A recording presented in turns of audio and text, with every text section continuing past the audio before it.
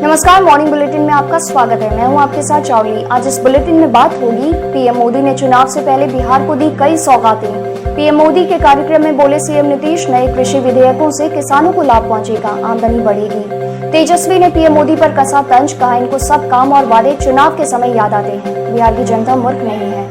बिहार में गंभीर बीमारियों और 50 से अधिक उम्र वाले कोरोना मरीजों की तलाश शुरू। आखिर में चीनी चंगुल में फंसा नेपाली काला पानी, लिपु लेक और लिम्पिया धूरा में करना चाहता है जनगणना। तमाम बड़ी खबरों से पहले एक नजर सुर्खियों पर। किसान विधेयक के विरोध में 25 को भारत और 27 को बिहार बंद। 8 नवंबर से दरभंगा में शुरू होगी उड़ान सेवा, स्पाइस जेट ने शुरू की टिकट्स की बुकिंग। बिहार में जैविक गेहूं की सामुदायिक खेती के लिए शुरू हुआ पायलट प्रोजेक्ट। नौसेना में महिलाओं को अहम जिम्मेदारी, पहली बार युद्धपोत में तैनात होंगी 2 अधिकारी। और सुर्खियों के बाद अब बात करेंगे आज की सबसे बड़ी खबर की। प्रधानमंत्री नरेंद्र मोदी ने विधानसभा चुनाव से पहले सोमवार को फिर बिहार को कई सौगातें दी हैं। इसमें 350 किलोमीटर लंबी 9 राष्ट्रीय राज्यमार्ग परियोजनाओं का पीएम ने शिलान्यास किया। वहीं बिहार के 45,945 गांव ऑप्टिकल फाइबर नेटवर्क से जुड़ गए, जबकि बिहार में 3-4 लेन समानांतर पुल और 4 सड़कों का भी प्रधानमंत्री ने ऑनलाइन शिलान्यास किया। मुख्यमंत्री नीतीश कुमार ने प्रधानमंत्री नरेंद्र मोदी से आग्रह किया है कि दिल्ली गाजीपुर सड़क को बक्सर तक बढ़ाया जाए। इससे बिहार से दिल्ली और लखनऊ जाने का एक नया विकल्प होगा। बिहार के लोगों को इसका काफी फायदा होगा। मुख्यमंत्री ने कहा कि सांसद से पारित नए कृषि विधेयकों से किसानों को काफी लाभ पहुंचेगा। इससे किसानों की आमदनी बढ़ेगी। नेता प्रतिपक्ष तेजस्वी यादव ने पीएम नरेंद्र मोदी के शिलान्यास कार्यक्रम पर कटाक्ष किया है। तेजस्वी ने कहा है कि 2014 के चुनाव में विशेष राज्य के दर्जा का वादा, 2015 में बहुचर्चित विशेष पैकेज जो अभी तक नहीं दिया, आज चुनाव के वक्त फिर 5 वर्ष बाद पुनः पैकेजिंग हो रही है। बिहार के लोग मूर्ख नहीं हैं।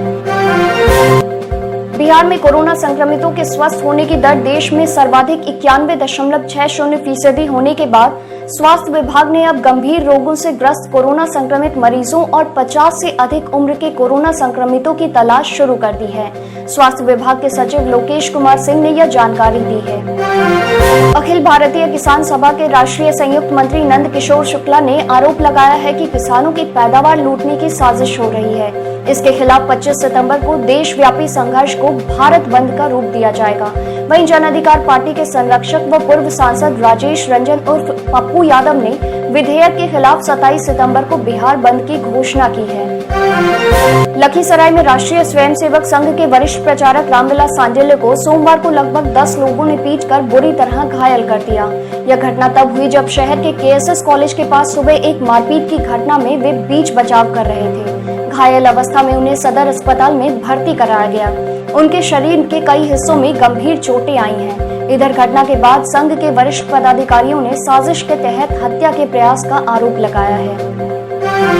केंद्रीय मंत्री और लोक जनशक्ति पार्टी के संस्थापक रामविलास पासवान की इन दिनों तबियत खराब है और दिल्ली के एक हॉस्पिटल में उनका इलाज चल रहा है। उनकी तबियत को लेकर चिंतित उनके बेटे जमुई सांसद और एलजेपी अध्यक्ष चिराग पासवान ने पीएम मोदी के पिता के बारे में हालचाल पूछने और इस मौके पर साथ खड़े रहने के लिए उनका धन्यवाद दिया है।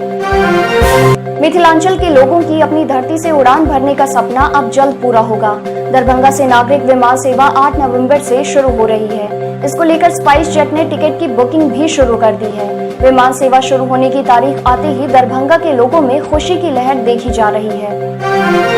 पटना के बोरिंग रोड निवासी आदित्य सिंह ने बिहार का नाम अंतर्राष्ट्रीय स्तर पर रोशन किया है। 14 साल के आदित्य को नोबेल परिवार द्वारा संचालित अमेरिका स्थित national society of high school scholars में सदस्यता प्रदान की गई है।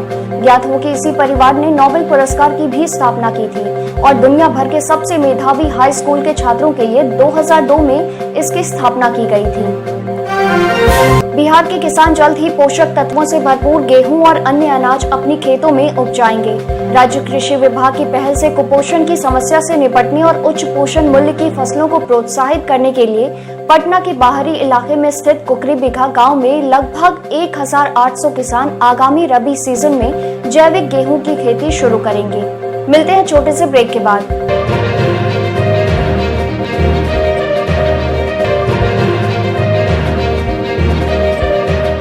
मॉर्निंग बुलेटिन में फिर से आपका स्वागत है।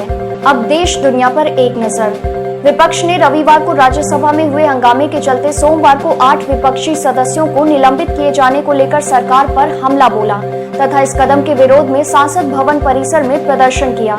निलंबित किए गए 8 सांसदों में कांग्रेस, मार्क्सवादी कम्युनिस्ट पार्टी, तृणमूल कांग्रेस और आम आदमी पार्टी के सदस्य शामिल हैं। केंद्र सरकार ने सोमवार को संसद में बताया है कि पाकिस्तान, अफगानिस्तान में काम कर रहे भारतीय पेशेवरों को कई तरीके से निशाना बना रहा है।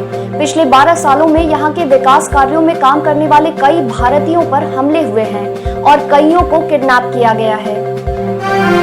भारतीय नौसेना ने पहली बार हेलीकॉप्टर श्री में 2 महिलाओं को तैनात करने का फैसला किया है। सब लेफ्टिनेंट कुमुदनी त्यागी और सब लेफ्टिनेंट ऋति सिंह को ऑब्जर्वर्स के रूप में तैनाती दी गई है। फ्रंटलाइन वॉरशिप्स में महिलाओं की यह पहली तैनाती होगी। ईरान के राष्ट्रपति हसन रूहानी ने संयुक्त राष्ट्र के सभी प्रतिबंधों को बहाल कराने के अमेरिकी प्रयासों को खारिज किया है।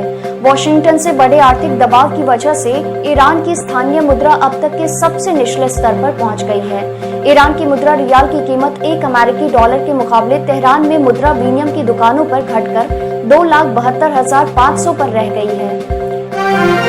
चीनी चंगुल में फंसा नेपाल काला पानी लिपुलेख और लिम्पियाधुरा को लेकर लगातार भारत को उकसाने की कोशिश कर रहा है। पहले उसने इन इलाकों को अपने नक्शे में शामिल किया और अब यहां जनगणना करना चाहता है।